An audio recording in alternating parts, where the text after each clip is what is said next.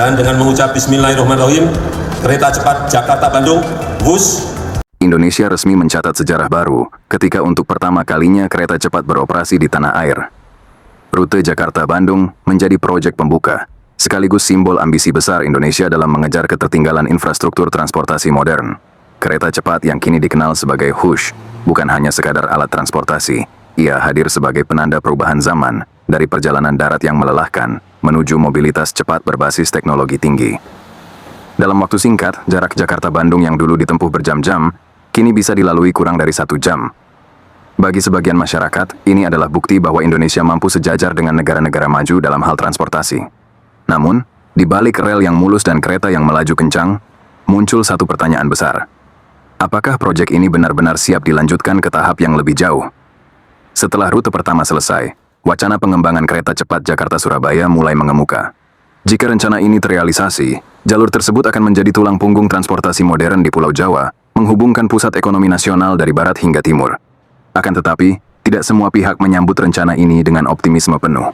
Masyarakat mulai menimbang, menghitung, dan mempertanyakan. Biaya pembangunan rute Jakarta-Bandung saja menelan anggaran yang sangat besar. Muncul polemik soal pembengkakan biaya, beban utang, serta pertanyaan tentang apakah pemasukan dari tiket benar-benar mampu menutup investasi jangka panjang. Sebagian kalangan menilai proyek ini adalah investasi masa depan. Namun sebagian lainnya melihat risiko besar jika perhitungan ekonomi tidak berjalan sesuai rencana. Di titik inilah kereta cepat tidak lagi sekadar proyek transportasi.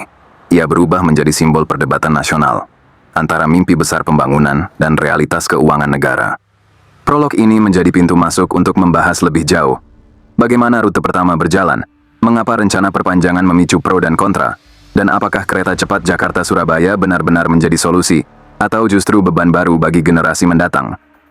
Oke, kita masuk part 1 rute Jakarta-Bandung, antara pencapaian dan realita lapangan. Rute Jakarta-Bandung menjadi tonggak awal perjalanan kereta cepat di Indonesia. Proyek ini dibangun untuk memangkas waktu tempuh sekaligus menjadi etalase kemampuan teknologi transportasi modern di dalam negeri. Secara teknis, kereta cepat ini melaju dengan kecepatan operasi hingga ratusan kilometer per jam, menjadikannya yang pertama di Asia Tenggara. Perjalanan yang sebelumnya memakan waktu 2 hingga 3 jam, kini dapat ditempuh dalam waktu kurang dari 1 jam. Dari sisi infrastruktur, jalur ini dilengkapi dengan rel khusus kereta cepat, sistem persinyalan modern, stasiun berdesain futuristik, teknologi keselamatan berstandar internasional. Bagi sebagian masyarakat, kehadiran kereta cepat Jakarta-Bandung adalah bukti nyata kemajuan. Bukan hanya mempercepat perjalanan, tetapi juga mengubah cara pandang terhadap transportasi publik. Namun, realita di lapangan tidak selalu seindah ekspektasi awal. Sejak awal pengoperasian, muncul berbagai catatan yang menjadi bahan evaluasi. Salah satunya adalah tingkat keterisian penumpang yang fluktuatif. Pada waktu tertentu, kereta terlihat penuh, namun di luar jam sibuk dan akhir pekan, okupansi belum selalu konsisten. Harga tiket juga menjadi pembahasan tersendiri.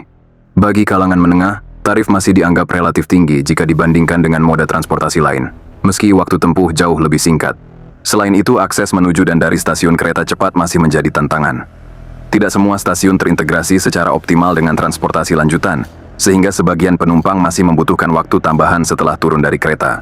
Meski demikian, pemerintah dan pengelola melihat fase ini sebagai masa adaptasi, sebuah proses wajar untuk proyek baru berskala besar, yang membutuhkan waktu agar masyarakat terbiasa dan ekosistem pendukungnya terbentuk. Rute Jakarta-Bandung akhirnya menjadi cermin penting. Ia menunjukkan bahwa Indonesia mampu membangun dan mengoperasikan kereta cepat. Namun di saat yang sama, rute ini juga membuka diskusi lebih luas. Apakah model ini siap diperluas ke jalur yang jauh lebih panjang, seperti Jakarta-Surabaya? Pertanyaan inilah yang akan membawa kita ke pembahasan berikutnya. Oke, kita masuk part 2, bro. Rencana Jakarta-Surabaya, proyek raksasa dan hitung-hitungan besarnya. Setelah rute Jakarta-Bandung beroperasi, perhatian publik perlahan bergeser ke rencana yang jauh lebih ambisius. Kereta cepat Jakarta-Surabaya. Jika Jakarta-Bandung adalah pembuka, maka Jakarta-Surabaya adalah ujian sesungguhnya. Jarak yang jauh lebih panjang, wilayah yang lebih beragam, serta tantangan teknis dan non-teknis yang berlipat ganda. Rute Jakarta-Surabaya diproyeksikan melintasi beberapa kota besar di Pulau Jawa. Artinya proyek ini tidak hanya berbicara soal kecepatan, tetapi juga soal dampak ekonomi lintas daerah. Dari sisi konsep, kereta cepat ini diharapkan mengurangi ketergantungan pada pesawat jarak pendek, mempercepat mobilitas pekerja dan pelaku usaha, menjadi tulang punggung transportasi darat nasional, Namun disinilah diskusi mulai mengeras. Karena semakin panjang jalur yang dibangun, semakin besar pula biaya yang harus disiapkan. Berbagai kajian menyebutkan bahwa anggaran proyek Jakarta-Surabaya berpotensi mencapai angka yang sangat besar, bahkan berlipat dibanding rute Jakarta-Bandung. Biaya ini mencakup pembangunan rel, stasiun, teknologi, pembebasan lahan, hingga perawatan jangka panjang. Masyarakat pun mulai bertanya, apakah pemasukan dari tiket penumpang akan mampu menutup biaya investasi sebesar itu? Berbeda dengan Jakarta-Bandung yang memiliki kepadatan perjalanan harian tinggi, rute Jakarta-Surabaya harus bersaing dengan pesawat yang sudah lebih dulu mapan, cepat, dan seringkali lebih fleksibel dari sisi waktu. Jika harga tiket kereta cepat terlalu mahal, penumpang akan berpikir dua kali. Namun jika tarif ditekan terlalu rendah, risiko kerugian operasional pun semakin besar. Di titik ini, proyek kereta cepat tidak lagi sekadar soal teknologi dan kebanggaan nasional. Ia berubah menjadi soal kelayakan ekonomi, prioritas anggaran, dan keadilan pembangunan.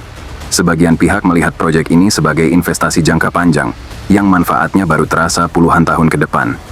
Namun sebagian lainnya menilai bahwa negara perlu lebih berhati-hati, agar pembangunan besar tidak meninggalkan beban finansial yang berat. Rencana Jakarta-Surabaya akhirnya berada di persimpangan antara dorongan untuk melanjutkan ambisi besar, dan kebutuhan untuk memastikan bahwa setiap rupiah yang dikeluarkan benar-benar memberi manfaat nyata bagi masyarakat luas.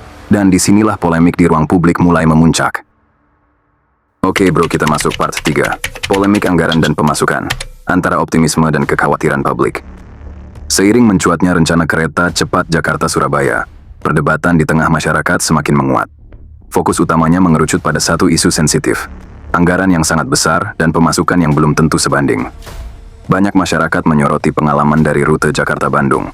Meski telah beroperasi, proyek tersebut masih berada dalam fase awal, di mana pemasukan belum sepenuhnya stabil untuk menutup biaya investasi dan operasional jangka panjang. Disinilah muncul kekhawatiran yang berulang. Apakah skenario serupa akan terulang dalam skala yang jauh lebih besar? Kereta cepat Jakarta-Surabaya membutuhkan dana pembangunan yang luar biasa besar. Jika okupansi penumpang tidak konsisten, maka potensi defisit bisa menjadi masalah serius di masa depan. Sebagian pengamat ekonomi mengingatkan bahwa proyek infrastruktur berskala raksasa tidak boleh hanya mengandalkan optimisme. Perlu perhitungan realistis tentang jumlah penumpang harian, daya beli masyarakat, persaingan dengan moda lain seperti pesawat dan tol Trans Jawa. Di sisi lain, ada pula suara yang menyatakan bahwa keuntungan kereta cepat tidak selalu bisa diukur dari tiket semata. Efek domino seperti pertumbuhan kawasan, peningkatan nilai tanah, dan pergerakan ekonomi daerah disebut sebagai manfaat tidak langsung yang perlu dihitung. Namun masyarakat tetap mempertanyakan satu hal penting. Jika pemasukan tidak mencukupi, siapa yang akan menanggung selisihnya? Kekhawatiran muncul bahwa beban tersebut pada akhirnya akan jatuh pada keuangan negara, baik secara langsung maupun tidak langsung. Dan di tengah kondisi ekonomi global yang tidak selalu stabil, kehati-hatian menjadi tuntutan utama. Di media sosial, perdebatan semakin tajam. Ada yang melihat kereta cepat sebagai simbol kemajuan bangsa. Ada pula yang menganggap proyek ini terlalu mahal untuk manfaat yang belum tentu dirasakan semua lapisan masyarakat. Polemik ini menunjukkan satu hal penting. Masyarakat kini semakin kritis terhadap proyek-proyek besar. Bukan karena menolak kemajuan, tetapi karena ingin memastikan bahwa pembangunan berjalan dengan perhitungan yang matang dan adil. Kereta cepat Jakarta-Surabaya akhirnya bukan hanya soal rel panjang dan kereta berkecepatan tinggi. Ia menjadi cermin bagaimana sebuah bangsa menimbang antara ambisi besar dan tanggung jawab keuangan. Dan dari sinilah muncul pertanyaan lanjutan yang lebih mendalam. Apakah proyek ini benar-benar menjadi solusi transportasi masa depan, atau justru menyisakan beban yang harus ditanggung dalam jangka panjang? Oke, kita masukin ke bagian terakhir, bro. Kereta cepat Jakarta-Surabaya pada akhirnya berdiri di antara dua kutub besar. Di satu sisi, ia adalah simbol ambisi Indonesia untuk melompat jauh ke era transportasi modern. Di sisi lain, ia menuntut kehati-hatian luar biasa dalam perencanaan dan pengelolaan. Pengalaman dari rute Jakarta-Bandung memberi pelajaran penting, bahwa membangun infrastruktur canggih bukan hanya soal menyelesaikan proyek, tetapi juga memastikan keberlanjutan operasional dan manfaat jangka panjangnya. Kereta cepat idealnya tidak berdiri sendiri.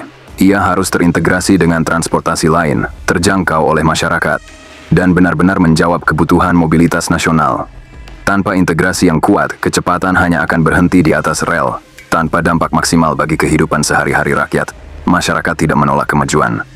Yang diinginkan adalah kejelasan arah. Apakah proyek ini dirancang untuk melayani kebutuhan banyak orang, atau hanya menjadi simbol prestis pembangunan Jika perhitungan dilakukan secara matang, transparan, dan berpihak pada kepentingan publik, kereta cepat Jakarta-Surabaya bisa menjadi tulang punggung transportasi masa depan Pulau Jawa. Namun jika ambisi berjalan lebih cepat daripada kesiapan, risiko finansial dan sosial bisa menjadi beban yang harus ditanggung bersama. Di titik inilah peran evaluasi menjadi sangat penting, bukan untuk menghentikan mimpi, tetapi untuk memastikan bahwa mimpi itu dibangun di atas fondasi yang kuat. Kereta cepat bukan sekadar soal seberapa cepat ia melaju, melainkan seberapa bijak ia direncanakan. Dan masa depan proyek ini, pada akhirnya, akan ditentukan oleh keputusan hari ini.